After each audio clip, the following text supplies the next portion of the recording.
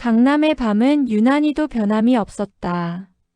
내가 30층 아파트의 통유리창 너머로 내려다보던 그 눈부신 불빛들은 사실 누군가의 비명과 욕망을 태워올린 불꽃이었다는 것을 나는 이제야 뼈저리게 실감했다. 다시 돌아온 룸살롱 포르투나의 대기실 입구. 6개월 전 승우를 만나 잠시 멈췄던 내 시간이 다시 비릿한 담배 연기와 양주 냄새 속으로 빨려 들어가고 있었다.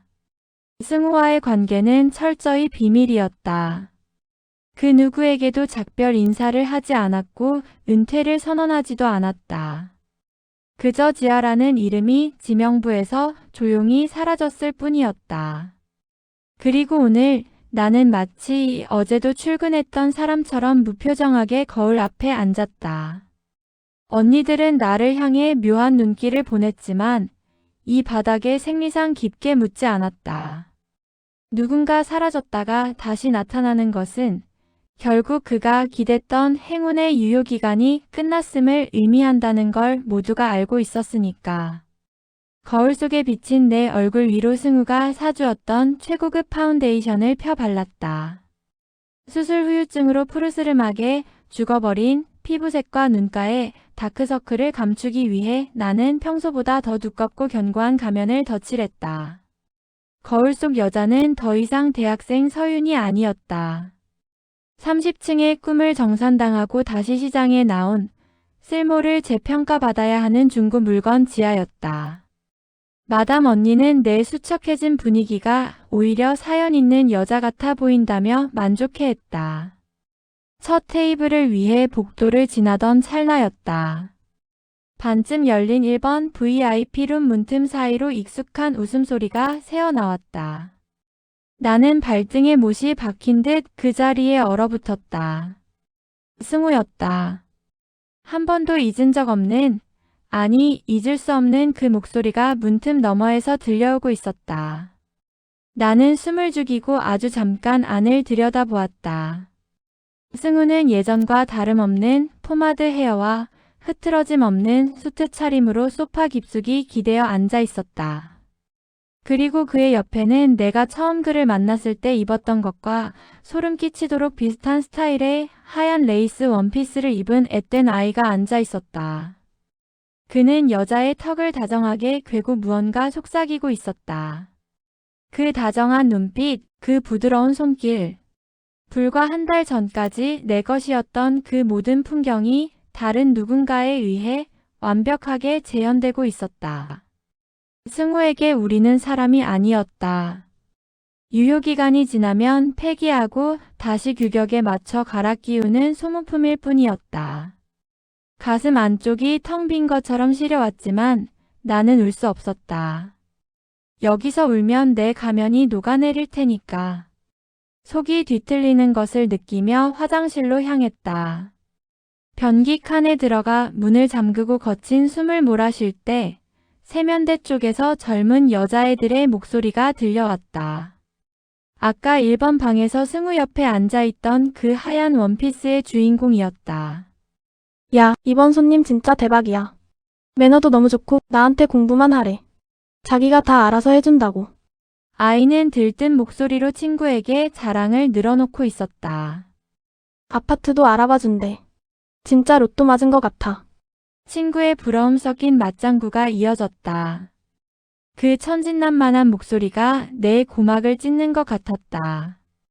저 여자는 자신이 지금 잡고 있는 것이 튼튼한 동아줄이라 믿고 있겠지.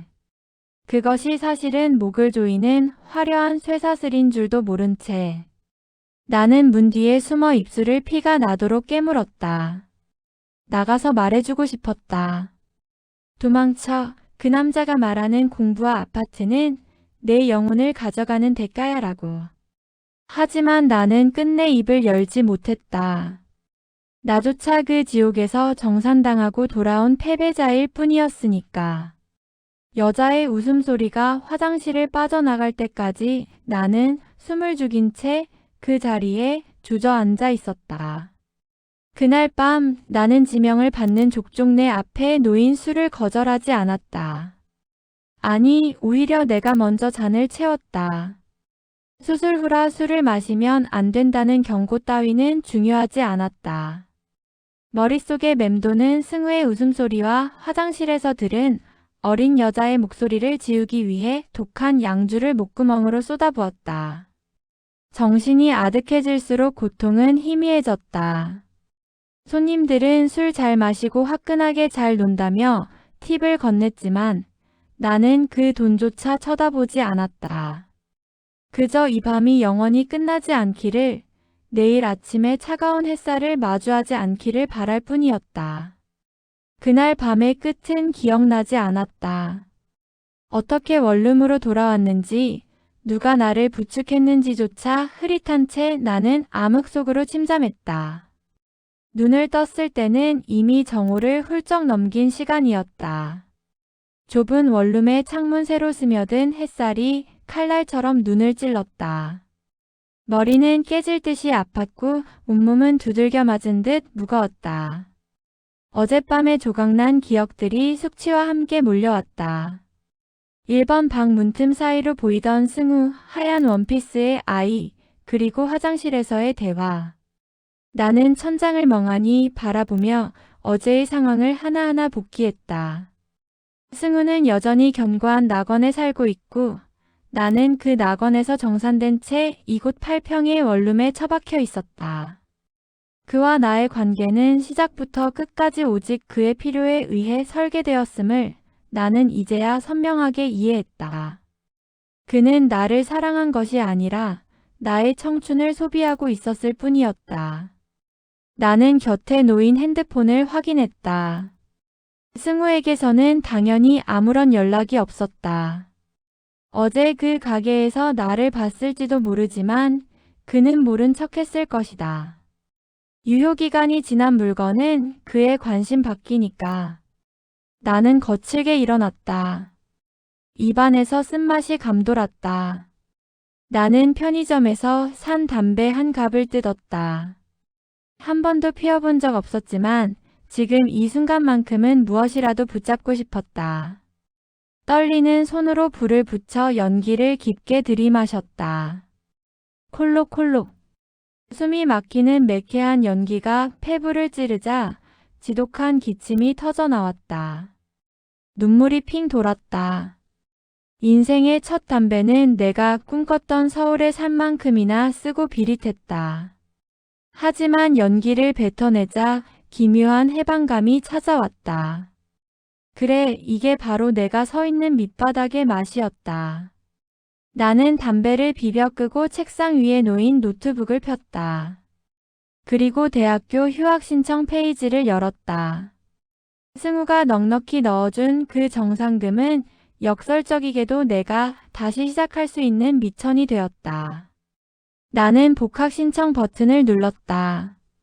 비록 밤에는 지하로 살며 웃음을 팔아야 하겠지만 낮에는 이서윤으로 살며 내 미래를 직접 읽어나가기로 결심했다. 승우가 사주는 미래가 아니라 내가 내 피와 눈물로 결제하는 진짜 미래 말이다. 나는 수술로 부은 몸을 이끌고 화장대를 정리했다. 승우가 사주었던 고가의 화장품 몇 개를 쓰레기통에 던져 넣었다. 대신 구석에 박혀있던 낡은 전공 서적들을 꺼내 책상 위에 올렸다. 월세 아파트의 유효기간은 끝났다. 승우라는 환상의 유효기간도 끝났다. 이제 나에게 남은 것은 8평의 좁은 원룸과 밤마다 입어야 하는 화려한 홀복 그리고 낮 시간의 치열한 전공 수업뿐이다. 나는 다시 가면을 쓰기 위해 거울 앞에 앉았다. 하지만 이번에는 달랐다. 거울 속에 나는 더 이상 누군가에게 선택받기를 기다리는 인형이 아니었다. 이서윤, 죽지 마. 넌 너로 살아야 해. 나는 립스틱을 챙겨 가방에 넣었다. 밤이 오고 있었다. 나는 다시 지옥 같은 포르투나로 향하기 위해 문을 나섰다. 하지만 이번에는 발걸음이 무겁지만은 않았다. 나는 이제 알고 있었다.